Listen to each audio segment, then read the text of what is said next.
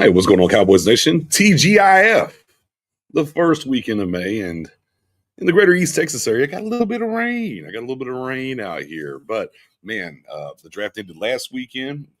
No stopping whatsoever, right? Because now we got the rookie mini camp kicking off today for this weekend. So things are moving along. We're getting rookie contracts done early, even. I think we got everyone but two guys left to sign here. So, getting ahead of the curve, if you will. And I know maybe not on all the contracts we want to see, right? That Micah Dell looming. Did pick up the fifth-year option as well on Tyler Smith. But as we're getting ramped up and started, y'all know the drill. If you're over there anywhere else besides YouTube, man, come on over here on YouTube. Make sure you hit that sub. It's free 99 to share. Let me see who's in the building. Wrench Gang, mods extraordinary. Wrench Gang, TC, what's going on, brother? How we doing? My guy Darnell's in the building as well. TGIF, brother. Hope everything's going well. Jeremy, yes, absolutely. Let's go. Got a couple of interesting takes I want to kind of talk about. I got three in particular when it comes to the NFL draft for the Dallas Cowboys this year that I want to kind of get into and talk about. And we'll do a little rookie camp talk as well today. Oh my God, Jenkins. Hopefully you're not over there serving that barbecue right now, good sir, over there in the DMV. You know what? I'll tell you what. I don't think I can do it from where I'm at right here, but yes, I will get you into the Wrench Gang, David, for sure. No ifs, ands, or buts about it.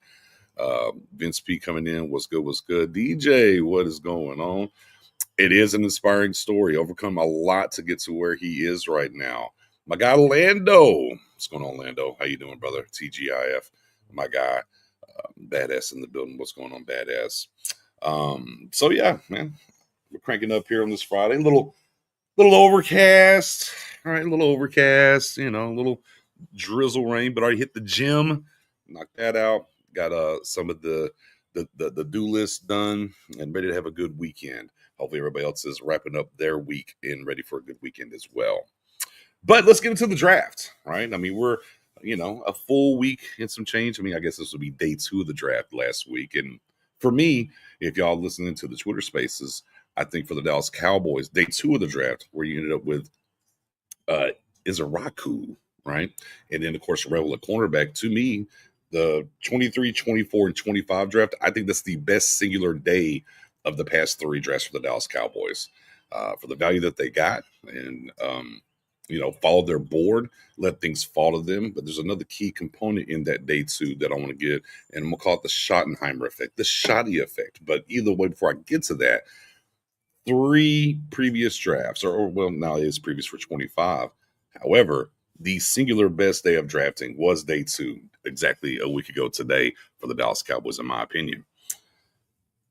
But let's talk about, I'll tell you what, before I get to that, let me get to my first point. I want to kind of talk what happened at the 12th pick, right? There's where your team weapons, team trenches, trying to get all this stuff done for the 25 season. What happened for the Cowboys and how did they end up with Booker? All right. And for those that were definitely involved in our Mock Draft Friday Spaces series on X, you definitely kind of know where I'm coming from. And I kind of alluded to some of these things as well. Brother, big facts. I don't have a Black Rifle coffee, but I do have, hold on. Got old Cowboy Joe here, and I do have a little coffee on deck. Some of that IHOP coffee on deck. For sure. So, it's get a wide receiver too. King, you might want to be a little patient there. Well, then we'll talk about some of the wide receiver too stuff. But for the Cowboys at 12, and the final space that I did, I said, look, I think this is the way the board looks for the Cowboys. I said, I think it's Ted McMillan, no matter what at 12. Of course, if Jency would have got there, sure, but he was never going to make it, right? Ted Roy McMillan at 12. Option 2 for them, I said, was trade back. So I said, I think that's just where they are. It's all about Ted. Outside of that, trade back, and then kind of opens the door depending on where they want to go. And then I turned to option 3 and said, who's the best player available? For me, I tried to hedge the bets. I thought it was going to be defensive end or D tackle. I feel like it might have been defensive line. Obviously, it turned into Booker. We'll get into that. So let's go through that. Obviously, Ted goes number 8 to the Carolina Panthers. Cowboys get to the board. All right. They want to trade. They have a situation with the Houston Texans. They call it want to come up. They were going to come up for Booker, by the way. They were just trying to offer draft compensation for the following draft. The Cowboys said no. However, Stephen Jones does call back, tries to finagle something to make a move, and the Texans said no. So at that point, it did turn into them, okay, we're not getting out of this pick. Where are we going? And interesting enough, they actually ran through this scenario the day before the draft, and they had a 30-minute conversation or debate, if you will, about Walter Nolan, defensive tackle, or Booker. Ultimately, it came down to it. They did go Booker there. He was the highest on their board. I think he was 7th or 8th on their board, on their big board. I'm not sure where Nolan was at. The thing that I tried to hedge, because on a lot of Cowboys Nation was like, you got to get the wide receiver, right? Golden, Emeka, some Burden Camp people as well. Even if Tet was gone, you're going to be there. And I think if the Cowboys did move back, understand that it was going to be Booker, I think they would have been open to it.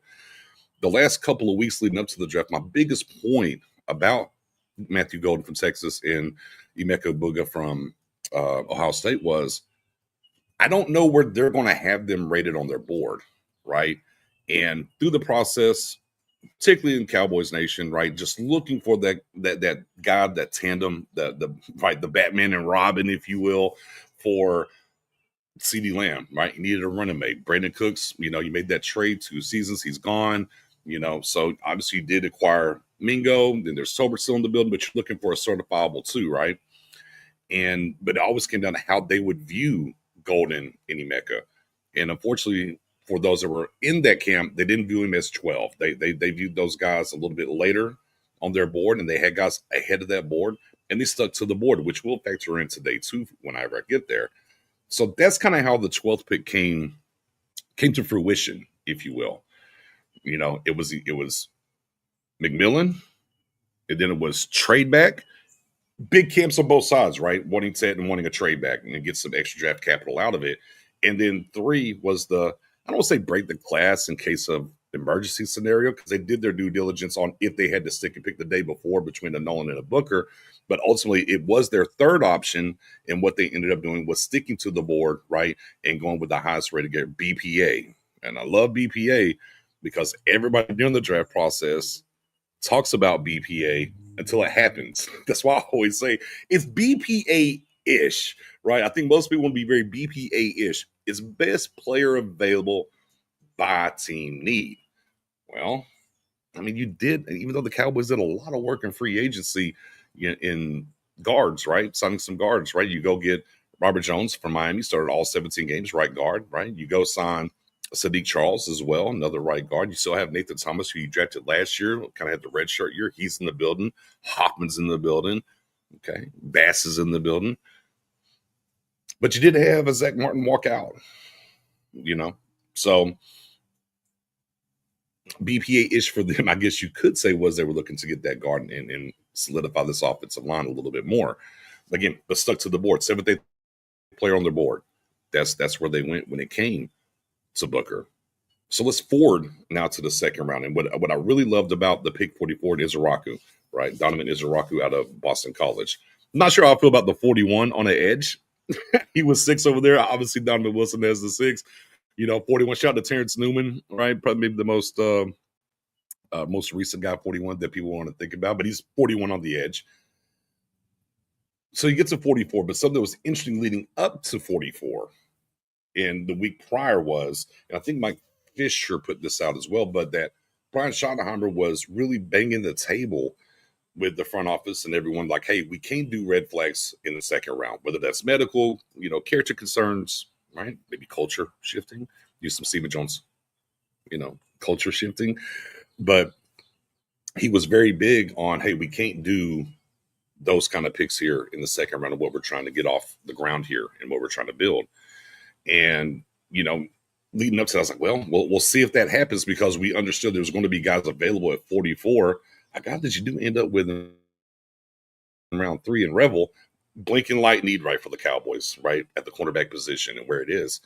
And amongst others, not just him, you had Morrison out of Notre Dame. That's another guy there, without the hip injury is probably pretty high, right? So you kind of look through those things and you end up with a guy who was on my board. I had him 24 on my board at 44, right? So, and you can kind of look through the consensus of a lot of the draft gurus, as we call them, in their board. Right, we're talking about a guy that was in the top 30 for most people's board, and no health concerns. Right, 16 and a half sacks his last year in college, 44 tackles for loss the previous 2 years combined, and didn't have the quote unquote red flags of the Cowboys. Ultimately, do seemingly happen to pick in the second round at a higher percentage. So I think a thing about Schottenheimer here that we can kind of give a check mark to, and something he was able to do was he said, hey, we got to pivot. We need a contributor. We need a guy that's going to come in. We can't wait for that. And I think Revel was a guy in years past. Let's say Schottenheimer wasn't on that train. I think Revel out of East Carolina is absolutely a guy that they would have took at 44, if not for Schottenheimer saying, hey, we need to go over here. And by the way, he's not a strong side edge. We've talked about that in the spaces. You lost a D-Law. He's not particularly your predominant strong side edge in a Eberflus type system. But he's the best player available on the board. And now you're sitting at 12 and 44. Now you have two guys that were in the consensus top 30. I'm not sure where he was on their board. I know I had Booker 12 on my board, and I had Izaraku 24th on my board. You're getting great value right here. You're investing in the trenches as well, both sides of the line, right? Then you get to 76. Okay, 76. Now, a guy that you might have took at 44, I think they would have took at 44 without having those conversations. You end up with him anyways in Revel and check mark that at the cornerback position. I think the first 2 days of the draft, you walk away with picks 12, 44, and 76. And I had Revel, even with the injury, I had him 30 on my board, I believe. You end up with 3 top 30 picks. Great value here in what they were able to do. Great value in that realm. And they stuck to their board. And again, like I said, people love BPA until the BPA doesn't match their BPA, at times. And look, there's other guys that I talked about throughout the process I'd have been more than happy with them getting. But seeing the vision of what they were getting after, absolutely. I didn't think Donovan Izaraku was going to make it to 44. He's a guy that maybe no disrespect to like Abdul Carter or anyone else, but when we talk about just sheer bag of tools in pass rush moves, swim, spin-a-roonies, rips, great bend. I mean, he's probably the most polished pass rusher coming into this draft. So they stick to the board. They get 3 guys, right, in their, I would imagine probably in their top 30 boards as well, too, depending on what they thought about Revel in the injury. But I know for sure Izaraku was in their top 30. So I get just great value the first 3 days and what they were able to go out here, attack, and really stick to their board, which is great because ultimately for the Cowboys, the drafts where they really do stick to their board and truly as close as they can go to BPA, typically the best drafts. You can kind of look at the Lamb and Diggs draft a little bit, right? It's typically their best drafts. And we talked about this tremendously. They weren't going to be able to draft their way out of the equation of where this roster was right now and be able to get everything that they needed to complete this 25 roster. Right. And I know wide receiver, I know. But again, I think just for Schottenheimer, at that stretch point, whenever it comes to the second round, mission accomplished from him in how he wanted to communicate what they needed to do in the second round. And they were able to stick to it and get a guy that they probably had conversations about at 44 in Revel. Right. So I look at 12 and how things transpired, sticking to the board. Right. You lost your first option. You couldn't get your second option with the trade back. You go with your BPA there. You get to the second round. You don't do the red flag guy, right? Whether it's injury or off the field concerns, and you get a home run there. And then you come back around at 76 and get a guy that they probably would have been more than happy to take at 44, right? Just a great job and a great plan of action here from Schottenheimer. I know I heard some people said they panicked at 12. I saw people talk about maybe they panicked at 12, but they didn't. They stuck to the board, I know everybody sees, or a lot, not everybody, but a lot of people say offensive lineman, oh my God, again. But that's what the board gives to you. And I talked about it a lot. Sitting at 12 or wherever you're sitting on the board, you're at the mercy of the board, right? No matter who you would love to go draft, you're still at the mercy of the board and have to be fluid within the draft situation once your time is up to understand what you need to accomplish. And again, perfectly planned for it because the day before they had the conversation about would they go Nolan, would they go Booker. And that's exactly what happened less than 24 hours later when they came up on the clock. Now, weapons can come in a lot of different forms, though, Cowboys Nation. Right? Weapons can come in a lot of different forms. And I think people were thinking about running back highly, and we kind of went through that process throughout the drafts and the running back. We can sub these. Oh, 1 second before I get to there. Sam Williams. Yeah, Sam Williams is going to come in and get his opportunity, obviously, DJ, at strong side. Obviously, he would have got a lot of opportunities last year if not for the knee injury, right? And he should be ready to rock and go when it gets out there. King got the most polished edge. Absolutely, I completely agree. Completely agree when it comes to that. DJ, I also think there were a lot of players between Ted and the next wide receiver than we were hearing up to the draft. Steven said after the first round, they had 2 players. They had first round grades available. A little tongue in cheek, but maybe Izaraku was one of those guys. I don't know. But yeah, again, let me put that back up again. And that was the point I really tried to really press at the last 2 weeks of this draft before we got to it. Was I understand people would be excited for Golden and Emeka. Me too. But that's not what they think, right? And as throughout the Mock Draft Friday spaces, I consistently talked about was we do the best we can with the information that we get, right? We follow the breadcrumbs and we kind of look at it. We see what the team has done free agency wise or trade, right? They've made some trades, right? What they've added and what it looks like. But the biggest piece of the puzzle when it comes to the draft is we just don't know what they're trying to accomplish throughout the draft, right? We can have our educated, guesses, our educated thoughts in that, but until you get there, you don't know. And that's why for me, I know a lot of people would love to walk away with Golden or Emeka, but I'm like, I don't know where they're going to have them at. And I think that's realistically where it comes to the play where in a trade back scenario, and that's why that was number 2 on the board once Ted was gone, was trade back.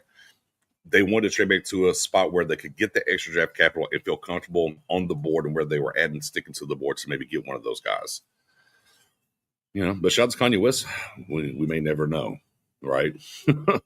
Yeah, so if Miles Sanders can bounce back to his production with the Eagles, running back solved.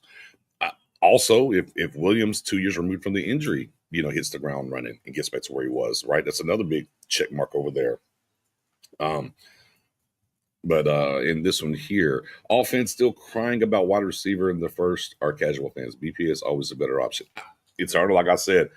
Everybody loves BPA if their BPA lines up with what the team thinks is BPA, right? If they get their guy, what they win BPA, right? Like I said, people love BPA till it happens. Loves BPA till it happens. But back to the weaponry side of things, because if we talk about this time in point last year, right? I think the big thing was we got to run the ball, right? We got to run the ball. We got to run the ball better. And ultimately, the Cowboys don't even land a running back, unfortunately, in the draft. Well, you go get 2, right? You go and get 2. And, interesting enough, when it comes to blue in the 5th round at the University of Texas, Nick Harris from the Fort Worth Star-Telegram on the draft show said, hey, there were certain guys, and this is post-draft, said there were certain coaches behind the scenes that had blue as their number 3 running back. All right, check mark there a little bit, right? What they looked at. And for me, obviously, shout out to the University of Miami, the U. I was very big on David Martinez and pairing that. If you saw some of my mock drafts, I was doing Brashard Smith out of SMU with Martinez. I was doing Tootin with Martinez. I wanted a tandem going into this draft. I really did. I wanted to kind of just completely. Look, you got a couple guys added, but I wanted to add 2 more. I wanted to really reset the room. And just have a couple of guys who are going to be tied together, not on 1-year deals for a while. And even though they didn't go Martinez, they do go in a guy in that deal, a little thunder, a little lightning, and they get Maffa out of Syracuse. Love his style of running. And you have a tandem there.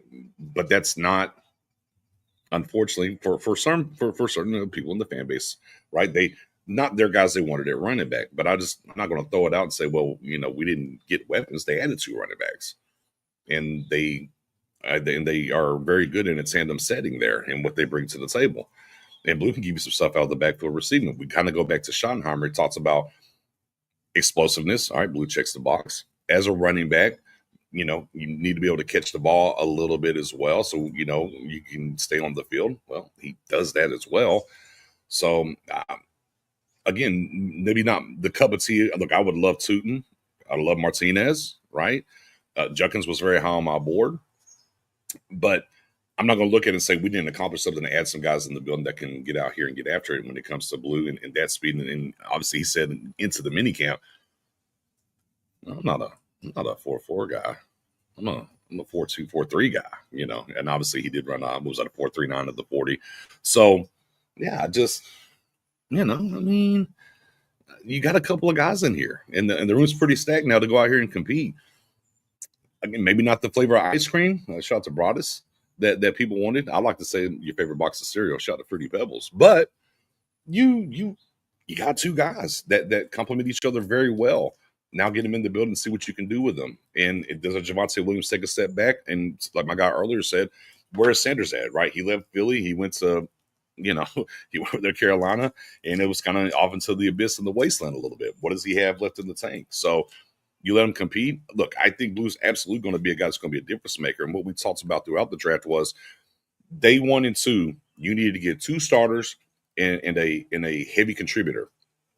I think Booker's starter, check. I think Rebel's going to have an opportunity to be a starter, check. And I think Dominic Izaraku's absolutely going to be a major contributor. So we've done that. And then you get into the 5th round because we don't have the 4th round pick. You get Jordan Blue. I think Blue's going to be a heavy contributor in this thing. I think there's a plan here. So from helping this roster immediately, and we have to do it through the draft. We don't do a lot in free agency. I think it was a damn good job in getting the things done there. All right, from that point.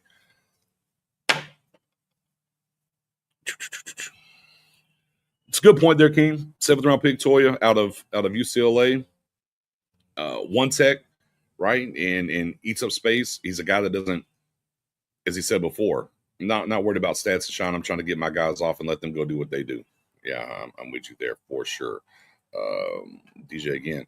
You think the trade for a wide receiver or get a Mario? It's an interesting point.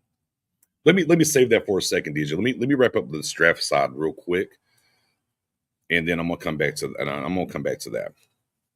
I think again for Schottenheimer's first drafting crew and what they wanted to go out here and attack and things they needed to do, I thought it was there was a tie that bind throughout the draft.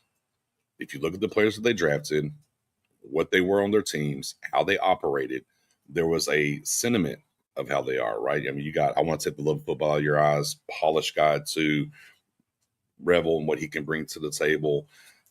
Toya, another guy, right? Just here to really get after. There was a type of player that they were after from a DNA standpoint.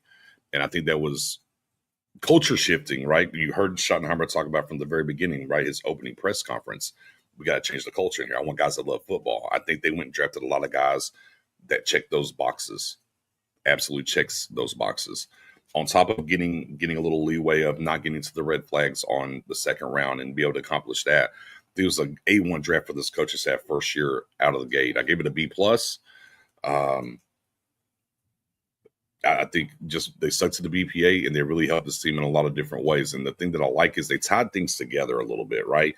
So you get a Booker outside of the still, right? You're talking about 25 and under the rest of the way. And all those guys from, if we say Booker's going to play right guard to left tackle, I mean, those guys are easily tied together for the next 3-4 years, maybe 5. And you would think with their age, they're going to be tied together longer. I mean, you think about it, Izaraku. Obviously, we have a Fowler here, but now you look, right? Micah's going to get the extension. Well, now you got Izaraku and Micah tied together for 4 years. All right, check mark. You got the Osa deal done. You got a Toya in here now. You feel like those guys are going to be tied together for a while. They did some things within that spectrum to get some tandems of the running backs as well, right? 4 years. Both of those guys should be here for at least 4 years. They did some things to tie some guys together and build the foundation. Something I talked about throughout the process of free agency was, so guys, let's get some, let's not the 1 year deals. Let's do some 2s, some 3s. Let's set a foundation in the building so you understand what you're working with. So we're not back in this spot. 26 guys were on 1 year deals last year. So you had to do a lot of pivoting and moving and doing. Let's build a foundation. If we look at the last 2 drafts, though, we got 5 offensive defensive linemen last year, and you got 5 more this year. That's 10 total, 3 offensive linemen, 2 D linemen last year. And then this year it was 3 D linemen, 2 offensive linemen this year, right? But you're building a foundation, right? You're building a foundation. That's how you want to build and build the proper way. You want these guys to pan out, obviously, but you build a strong foundation, and then you can kind of, exteriorly, right, start working at it and adding the things they need to add. But I think they had a plan, they handled it well. I do want to get back to this question now on that front. I think we might be in a hold position at wide receiver right now, right? Rookie mini camp right now, they're going to get through that. I don't expect anything to really move on that front. It's interesting because everyone wants a number 2, understandably. What I think is, whether it's Amari or Keenan, you sign either one of those guys, I think absolutely raises the floor of the wide receiver room. I think it absolutely raises the floor of the wide receiver room. But are you laying your head on the pillow and not thinking, okay, we have our clear-cut number 2?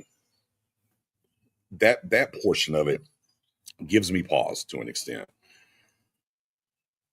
The trade market, right? Green Bay's or something there. They drafted 2 more guys. What does that look like? Bucks, they just signed the whole. They drafted and added a bunch of guys. Is a guy like Rashard Bateman out of Baltimore? Is he available? And how do people feel about him? Also being a quote unquote number 2. So I think there's going to be guys that become available. I mean, DJ Moore, right? That's kind of making the rounds. I'd be on board for more. You kind of look at what they've done and what they've added, new regime. A lot of money, but I think if DJ Moore walks through the door, you got a number 2 immediately. I think you have a number 2 to go with CeeDee Lamb. But what's that capital going to look like? And his contract is around $20 million per. Do the Cowboys want to do that? We kind of know how that works when it comes to Stephen Jones in the front office, right? So I think we're just kind of a wait and see. Honestly, I think they are doing due diligence. I think they understand it. They do want to add a wide receiver for sure. But at the moment, I don't foresee it happening. I think we're going to be, again, wait and see. Maybe I'm wrong, and maybe we'll see something come to fruition next week. But right now, I don't think there's a whole big hurry to go add Keenan or Amari at the moment. But we'll see. Any interest in Chubb?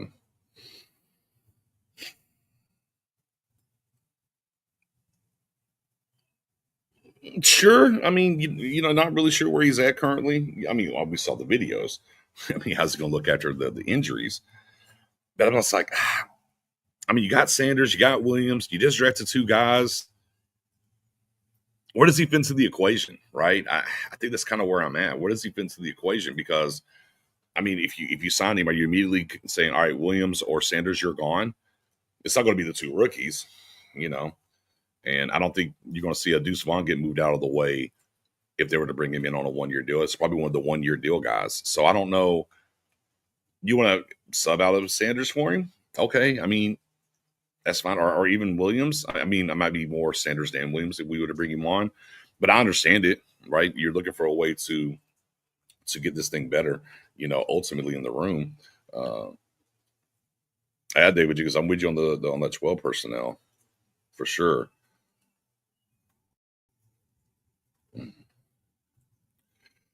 Yeah, Chris, when it comes to Maffa, I think it's up to him. I think he'll have every opportunity. Brian Schottenheimer spoke after the 3rd day of the draft, and they asked him, did he foresee the guys being starters? He goes, well, I hope so. We drafted them. So I think the expectation is they want to see him succeed. You're right. So, but can he? And that's really going to be up to him at camp. I think realistically, this camp's going to be very intriguing at a lot of different positions, because I think we're going to see, we always talk about they play the money, right? The Cowboys play the money. Okay. I mean, it's a lot of new guys here. Not a lot of money laying around like it normally is at certain positions. I think we're going to see some real deal, true to life camp battles going down this year. And I think Moffa's right in the mix. Be up to him. Can he beat somebody out? They're not tied to Williams or Sanders 1-year deals, but they are tied to him in blue, right? They drafted him as 4-year deals. What does Deuce Vaughn bring to the table? His former offensive line coach is in the building now. What does he do? What kind of plan do they have for him? We know the McCarthy plan was for him to go out here and study well, who was it? Cole Beasley in slot work. I'm like, I don't think that's going to work. Is that still the plan for him, or is it more getting back to what he did at K-State? So I just think you got to see. But opportunity, yes. Will he make it? I don't know. It's going to be fun during camp. Now, let's get back over here to the draft for a second. I want to get to the undrafted free agent guys real quick. And not as many in the numbers as years past, but I definitely see a vision, though. Definitely see a vision. You know, you go out here, Zon Childress, DB, physical DB, you know, team captain 2 years, vision. A guy that I talked about probably about a month or so ago was Fairweather out of Auburn. And he was a guy the Cowboys actually met with, had a little workout with him. And I said, ooh, my ears perked up. Then they had another meeting with another tight end throughout the process. And he was kind of the same measurables, does kind of the same things. I said, ooh. I was like, I don't think they're going to draft a guy. I don't think so. I said, but I think they're looking to add, and they bring something to the table, maybe that wide position, a little split out and whatnot. So they do add Neville, who has a fantastic story if you haven't looked up some of the things he's overcome. And they do end up bringing in Fairweather as well. So trying to churn that tight end room a little bit different tight end maybe they need in there now, right? Then sticking with the DB side of things, Mike Smith, Harmon, right? You need some DBs. My guy Elijah Clark, safety out of Syracuse, love that. And then you go get you a couple of wide receivers. Oh no, also from Syracuse, who has a good program. Barron, linebacker, all right, need that too. And then you look at wide receivers, Josh Kelly out of Texas Tech and Trayshawn Holden out of Oregon. I'll tell y'all right now, Holden is going to be this year's Flournoy. Just go ahead and mark it down. Remember how everybody was in love with Flournoy, what he was bringing to the table and all the things that he could do? This is going to be the fan bases. Flournoy. The size, athletic ability, Alabama, some things there. Oregon. Oh, where did he play last year? Oregon. Who's the wide receiver coach right now? Junior Adams. Where was he at last year? Oregon. Sponsor in the building. Got his guy. So, but these are all guys at positions that you're looking to churn. Linebacker, DB, tight end, wide receiver. That's the positions. They didn't go get 15, 20 guys. That's the guys that they got. A specific role, if you will, and they're looking to churn those positions. These guys are appointed. They had a plan, and they're coming in here to push those guys at the bottom of the roster to clean this thing up. So I'm very intrigued. And then, of course, today, if y'all haven't seen, I mean, how much you love this from what are you looking to prove, not just for people, but for yourself here over the course of these next couple of days in minicamp? Prove everybody wrong. Everybody. I'm coming for heads. For sure. That's it. Yeah. Trayshawn Holden, thanks so much. What are you looking to prove, not just for people, but for yourself here over the course of these next couple of days in minicamp? Prove everybody wrong. Everybody. I'm coming for heads. For sure. That's it. Yeah. Yeah, I mean that's probably going to get people pretty excited, I would imagine. I imagine that's you know, we love sound clips, right? And I would imagine that's going to get a lot more people who weren't already on the Holden bandwagon definitely are going to be in there, right? Let's see. Eddie L says, Marty and Coach P are all about competition. I don't see how Brian doesn't believe in the same thing. Right. And again, you just look at what they drafted. You look at these undrafted guys. I think it's very much so in that realm. I think it's very much, at least out of the gate. Now, once you get into this thing a little bit longer, right, and you kind of move around and they have some more positions solidified underneath this coaching staff, maybe it's not that way. But yeah, for me, absolutely unequivocally, year one, there's going to be some hellified camp battles, and I'm here for it. Absolutely. I mean, and he's already put it out there, right? Sean Albert talked about offensive line, best 5. Maybe it's not a given that Guy's going to be your left tackle. So you probably see Tyler Smith over there. You know, we have to kind of wait and see, you know, how those things play out and where those things go. And yeah, there you go. What'd he say? Yeah, I'm coming for heads. from a wide receiver, no less. From a wide receiver coming for heads, if you will. So yeah, I like the vision in what they brought to the table from the undrafted free agent side. We're putting more bodies in rooms that you guys, hey, Schoonmaker, Spawn Ford, hey, hello, what's up? You know, the Jalen Brooks of the world. I mean, even the Flower Noise, hey, what's up? You know, the DB room, the Butlers of the world and whatnot. Hey, there's other guys in here now. How's it moving? And then you get a guy like Barron, and of course they did draft Shamar out of Florida. You get two linebackers in the room. Damone Clark, last year your deal. What's up? How's it looking? You know, Buddy Johnson, where's it at? So again, trying to insert guys that have a particular DNA that they see as the vision for the team and the mold of the team, and putting it out there in full effect for everyone else. The King, you believe in Mingo becoming a wide receiver 3 type guy? Yes, I do. I think he brings us a particular set of skills that nobody else really pertains and holds on this in this wide receiver room right now.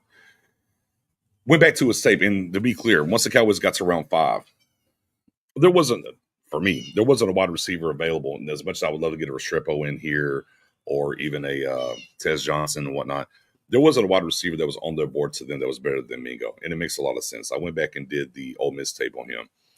And I think what they need from him, right? We haven't had a Michael Gallup-esque kind of guy, right? The bigger guy, right? We're going to get you some outs, some outs comebacks, posts, 9 routes. That's all in his bag and what he's able to do. He's your legitimate X, right? If we look at the roster right now and you're like, who is an X? I mean, he can do it. Now, look, CeeDee Lamb can do everything, be clear. But if you're looking for just a solidary X, Mingo has that in his game. Now it's up to them to get him there and scheme that for him. But I think even once he got on the field late in the year for the Dallas Cowboys, you saw moments from him. Couldn't get the ball to him, shout out to Cooper Rush, but there was moments there for him. That's why for me, and I put a post out there on X. I'm like, look, do the Cowboys need to add a wide receiver? Yes. I'm not saying they don't. But the same token, everyone that's just consistently down on Mingo and whatnot, I said, watch what you post. You might have a little apology ready here at some point, you know. So I think Mingo can do some things for this team more so. Most people think he's going to come out here. I saw one guy, he added me and was like, yeah, he's going to have 105 yards and 3 touchdowns. Great. I'm like, I think he's going to do more than that. Okay. You know, and Drew over here on X is hoping I'm wrong, but they're going to do the wait and see wide receiver. It's what I tweeted earlier today. I'm with you. When or if they will, maybe make a Amari Cooper type deal. They did before. I was hoping to have a guy here throughout the camp, but yeah, the but is real. The but is very real. And the interesting thing about the Cowboys, when they do make those types of moves, it's predominantly been at the wide receiver position, right? I mean, you go all the way back to Joey Galloway, 2 firsts to go get him. Adding a Terrell Owens, behooving the head coach at the time, trading up 1st, 3rd, and a 6th for a Roy Williams, trading up for a Des Bryant, right? You trade the 1st away to go get Amari Cooper. I mean, when they make a quote unquote splashy type move or anything exterior from the roster, more times than not, it is for a wide receiver. So I'm with you. I think it is a wait and see type of situation. Right? I mean, again, Amari Cooper and Keenan Allen, the way that I view it, maybe they view it the same way. They raised the floor of the room. Absolutely. They would raise the floor of the wide receiver room. I don't think anyone would disagree with that or should disagree with that. But I don't think you can put your head at on the pill at the end of the night and say, well, we got a certifiable number 2. I just don't think that's the case. Now, who is available? Look, in most teams right now, how much are they looking to move on from a guy, right? I don't know if there's any blinking lights at the moment before you get to camp to see that. So if you're the Cowboys, right, it might pay you to be patient and let things come to you. Now, if there's a guy that you just circle and you have to go get, and let's throw DJ Moore on the table and say, all right, we really pegged this DJ Moore. We think we can get him. Well, how much are you willing to give the Bears right now for him? Right? I mean, all those things have to come into consideration as they're trying to add a guy or, acquire a guy from somebody from another team. Could very well be a wait till trade cut down day, but percentage-wise, if I was a betting man, yeah.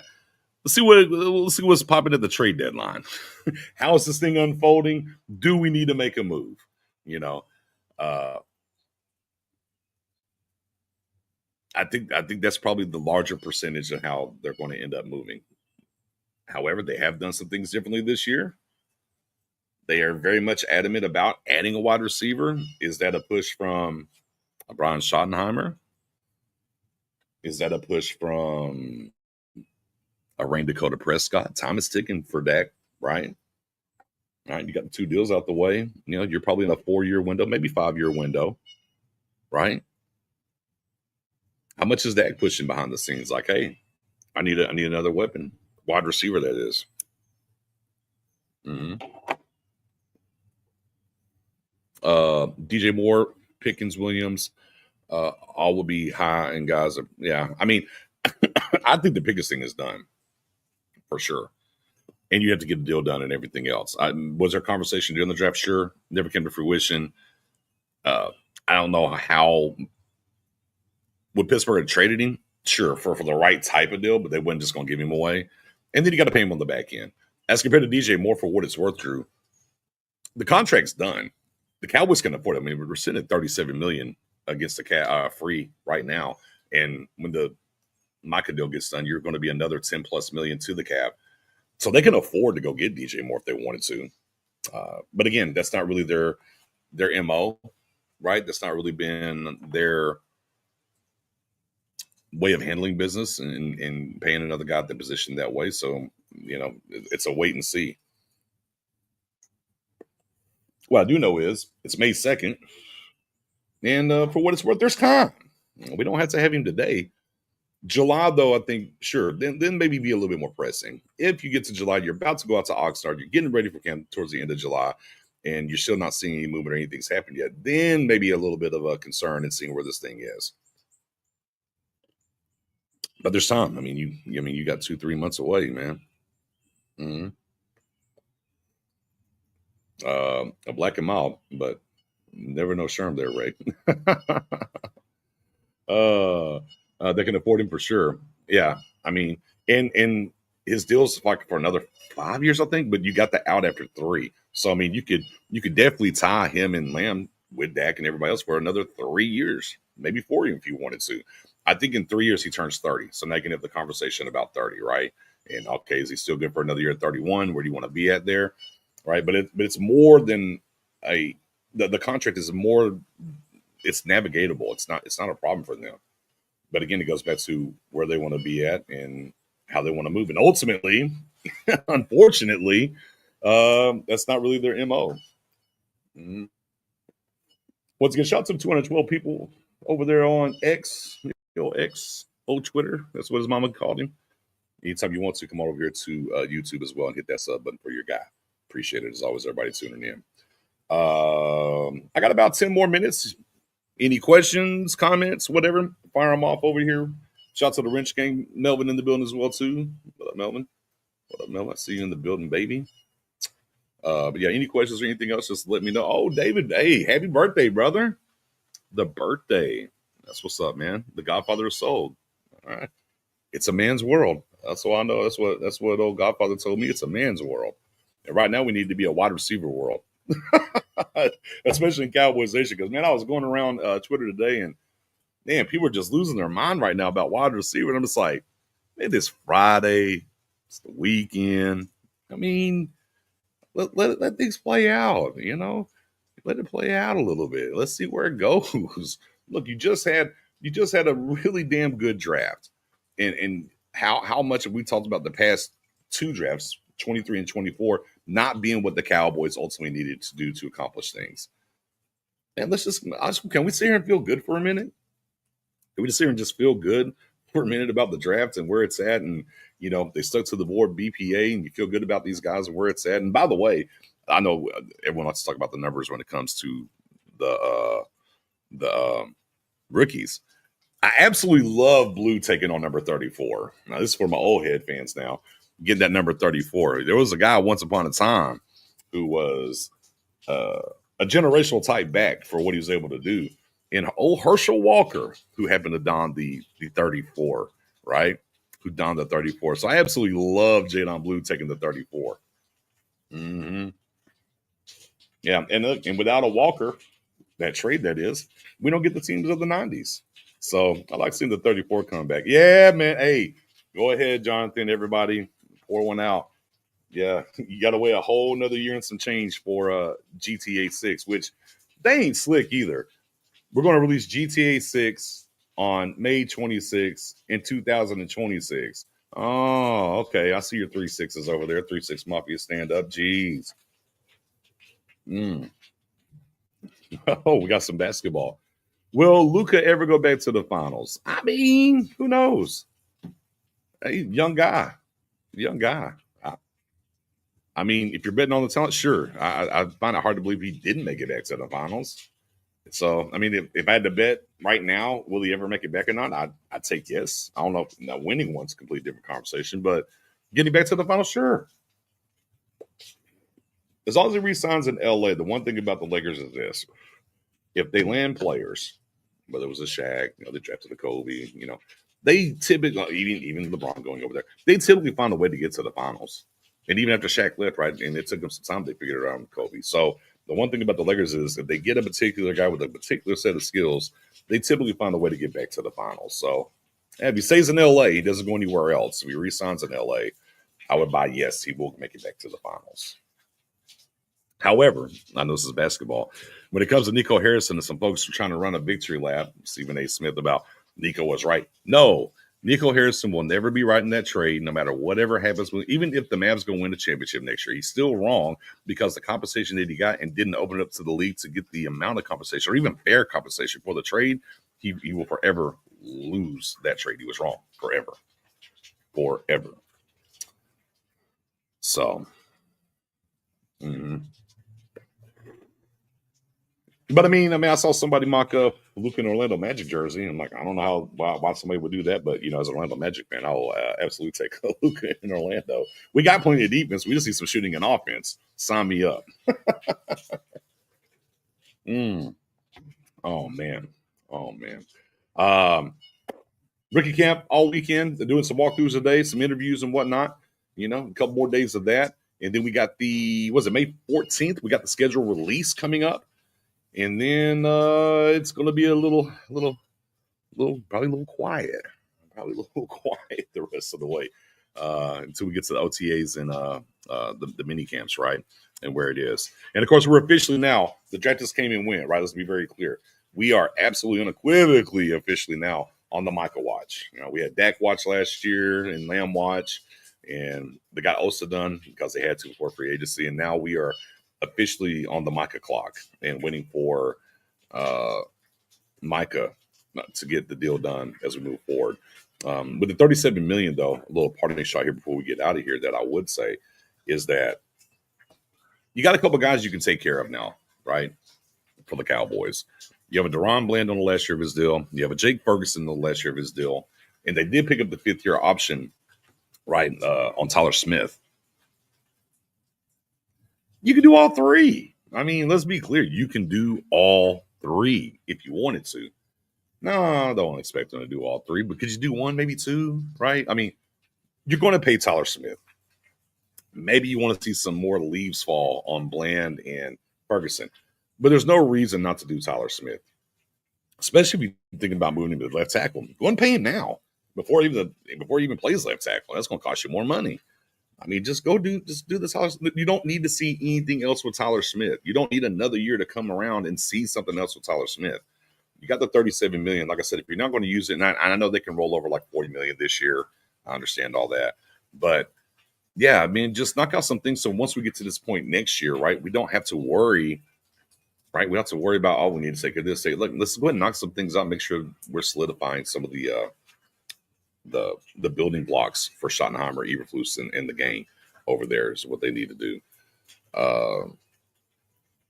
Fisher says definitely get Smith and Bland done. I'm not mad at that. Yeah, if we want to pick two, those two, Smith and whoever you want, but sure, Bland makes a lot of sense. Absolutely, absolutely is where I would be at. Thomas going to replace him? I mean, look, if we walk the path that Tyler Smith might go out here and play left tackle, well, let's go look at Tyler Booker real quick. He does have over 200 snaps in college at right guard, but he's predominantly a left guard. I think you're looking at Smith and Booker to the left, and then I think you look at all the guys that they signed this offseason, plus the guys on board, whether it's Bass or Hoffman, they're all right guards. So I think that tracks where if things were to happen, Guy needs a little bit more time in the oven to cook up, right? And we understood going from right tackle to left tackle that Guy was going to be a bit of a project. And they say, look, our best five is Tyler Smith at left tackle. Then I think it's Booker at left guard, Cooper Beebe at center, and the plethora of guys that you have available right now, including Thomas, by the way, who's going to be the best guy at right guard, and of course, still at right tackle. I think is how it would line up for me. We got here Nix. What new artists are you listening to nowadays?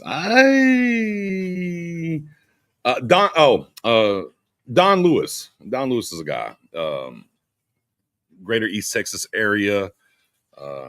Does a little more hipper country or whatever it is. Yeah, go check out Don Lewis. Yeah, good stuff there for sure. Everyone worried about corner. I'm worried about safety. Dono isn't it. Hooker also looked a bit. Hooker definitely seemed to lose a step last year.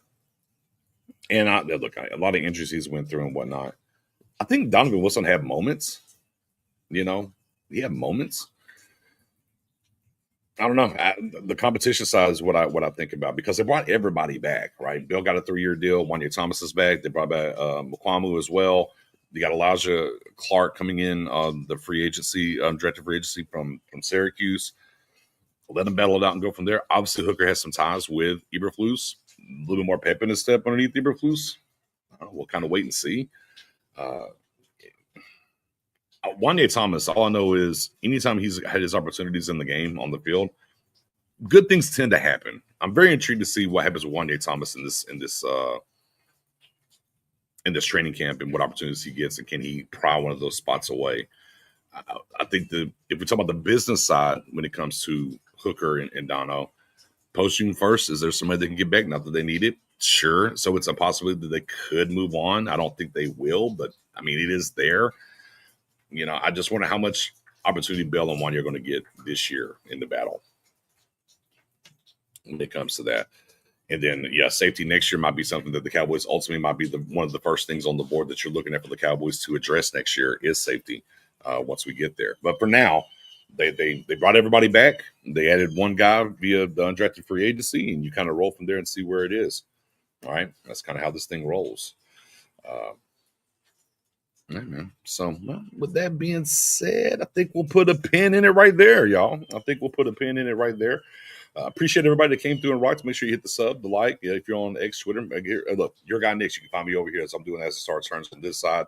But the YouTube channel is just Your Guy Nix, as you see, Your _Guy _Nix, just how you follow me over there on Twitter as well, X, whatever we're calling it, and sub it up. I got some more things coming down the pipeline for sure. The spaces are still rocking. We'll still be over there, over here, just get a little bit more done. I got some guests coming up. It's going to be pretty fun. We got some other things to kind of talk about once we get through the rookie camp and some things lined up there. And stay tuned. Definitely be doing some lives in this realm. Definitely have some other turn the notifications on. We're dropping some other videos here and there that aren't live. So looking to have fun and getting back at it on YouTube after being over there on the Pro Sports Fan app. Had a 2-season run over there. It was really fun. And I'm back in the saddle again, as they say, over here on YouTube. So, man, everybody, enjoy your weekend, the first weekend of May, especially before summer gets here and it's too hot outside to do anything, right? You know how that goes. And go ahead and be great for the rest of the day. Peace.